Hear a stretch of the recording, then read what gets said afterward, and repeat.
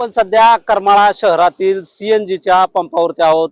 आपण पाहतोय की अनेक दिवसांपासून जो आहे तो करमाळा शहरामध्ये आहे तो सीएनजी पंपासाठी जे आहे ते तुटवडा पाहायला मिळतोय। यानंतर जे आहे ते करमाळा शहरातील सीएनजी पंपावर जे आहे ते जो इंधनाचा पुरवठा आहे तो त्याचा तुटवडा देखील पाहायला मिळतोय। यानंतर जे आहे आज सकाळी सीएनजी पंपावरती सीएनजी आल्यानंतर जे आहे ते जवळपास जे आहे ते 1.5 ते 2 किलोमीटरची रांग या ठिकाणी सीएनजी पंपावर लागल्याचं चित्र या ठिकाणी आपल्याला पाहायला मिळतं। यामध्ये अनेक वाहनांच्या लांबच लांब रांगा जे आहेत ते या ठिकाणी पाहायला मिळत असल्याने तासनतास ताटकळत असलेले जे वाहनधारक आहेत यांच्यामध्ये देखील संतापाची लाट जे आहे ते पसरल्याचं चित्र या ठिकाणी पाहायला मिळतंय।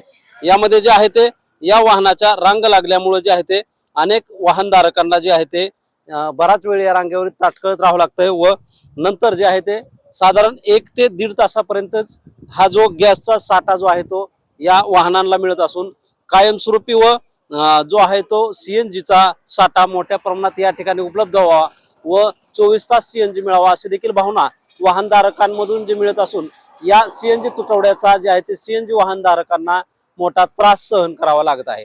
शीतल कुमार मोठे, TV9 मराठी, करमाळा, सोलापूर।